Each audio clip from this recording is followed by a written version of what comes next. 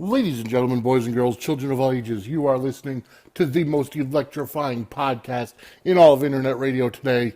You are listening to the Sports Wire. This is probably, day 6 or day seven in a row, actually. We've been at it for a full week. We've brought you good programming every single night for a week. And I got to say, I really like the format. I really want to thank you all for listening, and I appreciate the listens and the downloads and the follows and everything there is to do with it, because, quite honestly, without your listening, without your feedback, there would be nothing.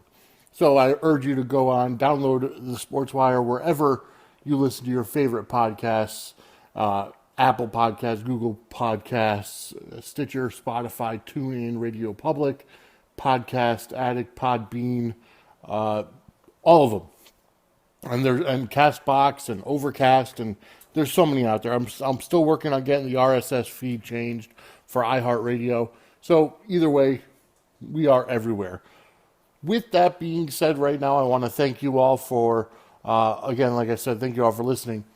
Today's episode, I got a couple of things to talk about. It's going to be a short episode. It's going to be a brief episode because, quite honestly, it is what it is. Anyways, one thing I do want to talk about are bad gimmicks in wrestling. Okay, and now I want to preface this because obviously everybody has their own opinion, everybody has their own likes and dislikes, everybody has their own tastes about, what is good in wrestling, what is bad in wrestling, what's enjoyable, yada, yada, yada. Okay, and it all depends on your generation or whatever. Now, older generation guys like a Jim Cornette or a Bruce Pritchard or, anybody from that generation will more likely, not agree with a lot of today's gimmicks. And that's simply because, well, quite honestly, a lot of today's gimmicks are too gimmicky. And what do I mean by that? Well, we went through a time in WWE, obviously we went through the Attitude Era, where it wasn't necessarily a gimmick. I mean, Stone Cold Steve Austin, The Undertaker, they were obviously gimmicks. Kane, DX, but they were where the society was at the time. The rebel attitude, everything was crass, everything was rebelling, and so then we went through the reality era where everything was reality based. People were using regular names, as their characters. You had, once in a while, obviously you saw The Undertaker, but for the most part, you had just regular names.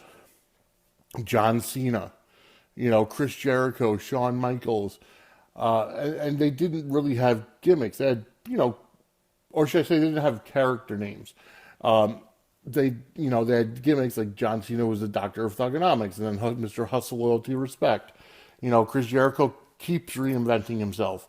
He also has the Painmaker gimmick that he uses every so often. You've got a guy like Seth Rollins, Roman Reigns, whose gimmick is the Big Dog.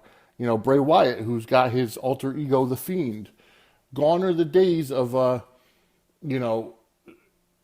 Hopper, or even Kane, for that. Undertaker and Kane are the last two actual character gimmick names that there really are.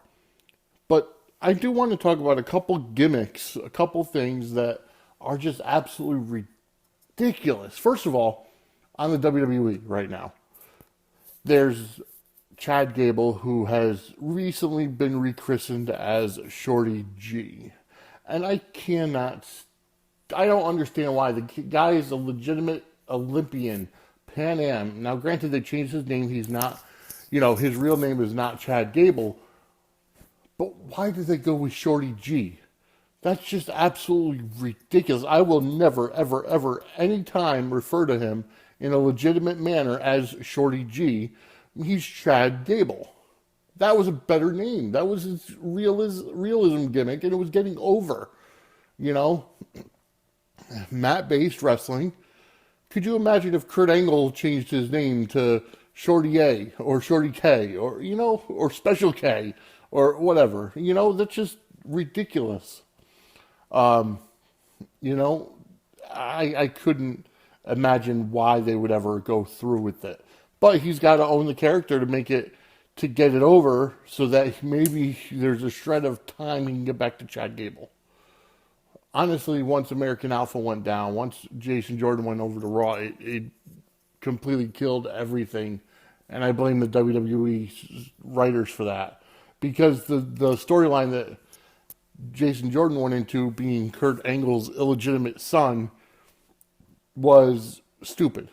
Quite honestly, to be completely honest, it was a stupid gimmick. So again, those are a couple of bad gimmicks. If you kept Jason Jordan and Chad Gable together as American Alpha, could you imagine the heights they could have soared to now? Where is Jason Jordan now?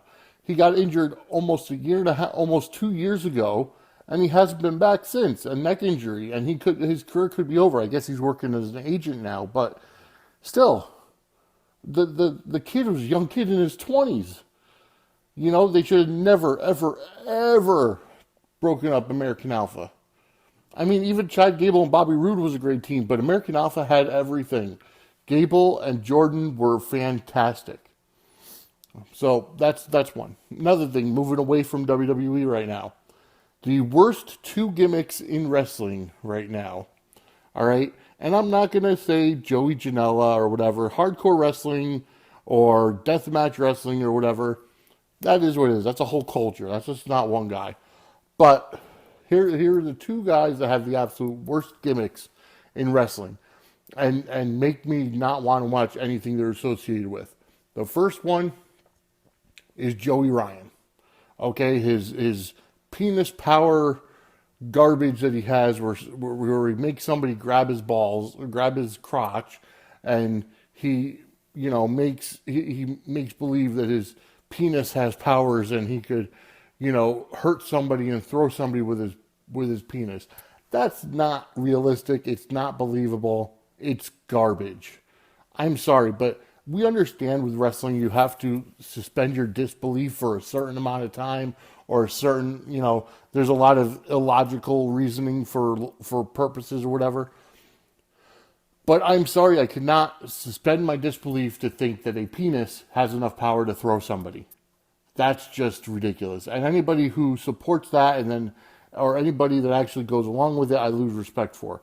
I just saw a clip of Ken Shamrock, who is a UFC Hall of Famer, former WWE Intercontinental Champion. He's been around for ages, and he went along with the Joey Ryan gimmick. And that is just absolutely ridiculous. Mick Foley went with it with Sacco. I mean, come on now. And then at All In, they had penis druids. Grown men dressed up as giant penises out into the ring. I am amazed that, when AEW actually got started with Double or Nothing, Joey Ryan was nowhere near it. But I did hear Joey Ryan just got signed by Impact. So what the hell is Impact thinking? All right, so that's one. Number two, Orange Cassidy. Okay? I don't understand what people think is awesome about this guy. Okay, he the first time I ever saw him was at Double or Nothing in the Casino Battle Royale. The Double or Nothing Casino Battle Royale match. Okay? He wasn't even an entrant. He just kind of appeared out of nowhere. Hands in his pockets.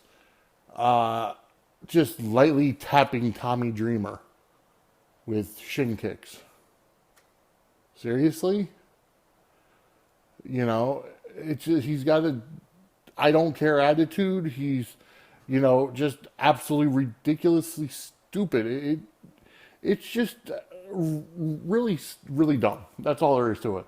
First of all, again, thank God nobody sells those super kicks. But you know what? The best part about AEW this week was when the Young Bucks super kicked him right in the face. But then he got up on the top ropes with his hands in his pockets and jumped off the ropes, keeping his hands in his pockets, which could potentially hurt him, considering he's not breaking his fall with anything. But it's just dumb. It really is stupid. And the light kicks and everything, and then everybody enables him. Oh, those are so powerful. I hope Why enable this goof? Get him out of AEW, because you know what? It's garbage like that that's going to be the reason why AEW doesn't survive. And I don't know why Tony Khan doesn't see that. Unless he just happens to like all these characters and these, to take a term from Jim Cornette, these outlaw mud show, gimmicks. Because that's what it is. It's an indie gimmick, and they should have never signed him to an actual contract because it's dumb. All right, so those are my three worst gimmicks in wrestling, and I know I get a lot of heat for it because a lot of people are fans of these goofs. But you know what? I'm sorry, but you can suspend. First of all, we know The Undertaker is not a dead man. Okay, we know that. That's his character. His character is The Undertaker. We get it. You could suspend disbelief for that. Okay? You cannot suspend your disbelief for thinking a guy could throw you with his penis. Or this idiot who just shin kicks people, taps them, could, it is over. It's dumb. I don't understand it. Okay? And I know I get a lot of heat for it, but you know what? Who gives a crap? Because today's wrestling fans are not real wrestling fans. And the reason why I say that is because they just don't know what good wrestling is. Look, and I'm not talking about, it has to be the time of Hulk Hogan or whatever. And I'm not talking that have to be grounded where it's, back from the 50s where it's all ground game. No, there could be but the psychology has to be there. There's no psychology with a lot of these guys, and quite frankly, NXT is the best brand in sports entertainment right now, hands down. All right. I do want to kind of touch on the NFL for a bit, which is, crazy, but I will get to a little bit of sports, and I actually want to talk about some sports stuff on this episode.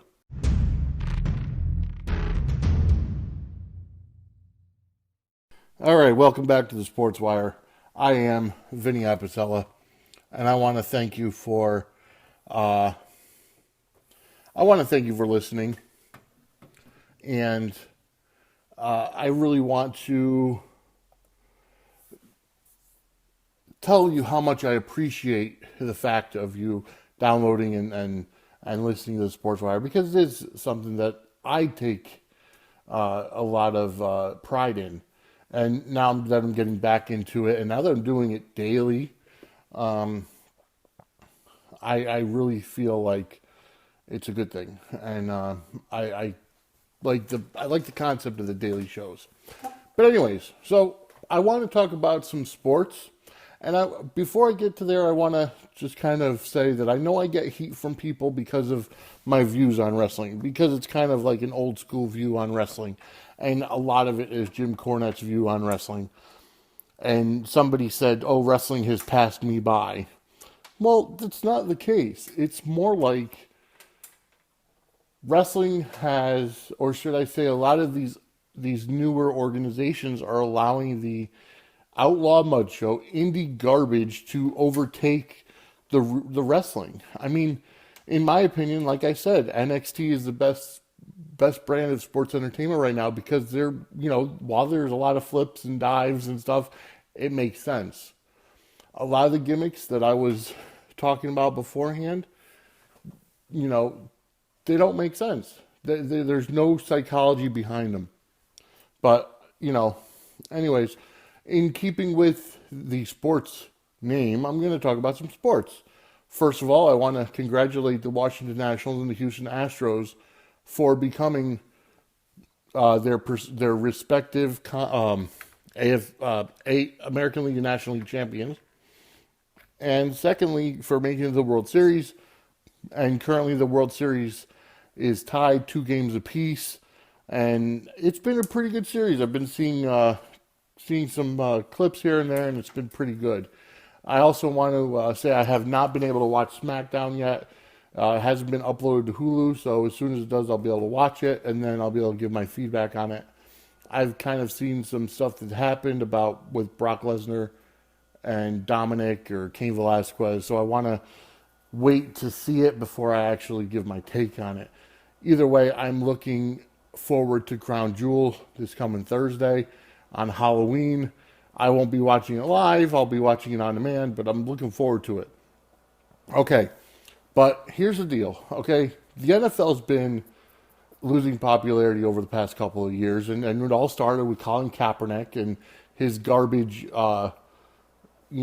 stuff for kneeling during and sitting and kneeling during the national anthem, and it's continued. I mean, not as much anymore, but a lot of the professional football, I get it. You want to keep the players safe and get their, allow them to have longer playing days and longer careers. But the problem is you get to a point where it ruins the game. Football is not violent, but it's a physical sport. And you have to be ready for that. If you're not in a position or if you don't have the body for it, you should not be playing football. If that's the case. Now, granted, you want to protect the head or whatever, and that's true. And quarterbacks are a lot smaller than linebackers, so yeah, you want to kind of lessen the amount of hits or the amount of, especially head hits that they get. I understand that. But sometimes it makes the games unwatchable because of all the penalties for just stupid crap. I was listening to a podcast actually today called Memory Lane. I recommend you checking it out. Hosted by Bubba Collins and his partner Troy. I don't know his last name. But either way, it's called Memory Lane. It's only got 5 episodes. But today they were talking about how, there was a bad flag in one of the games, and the question came up,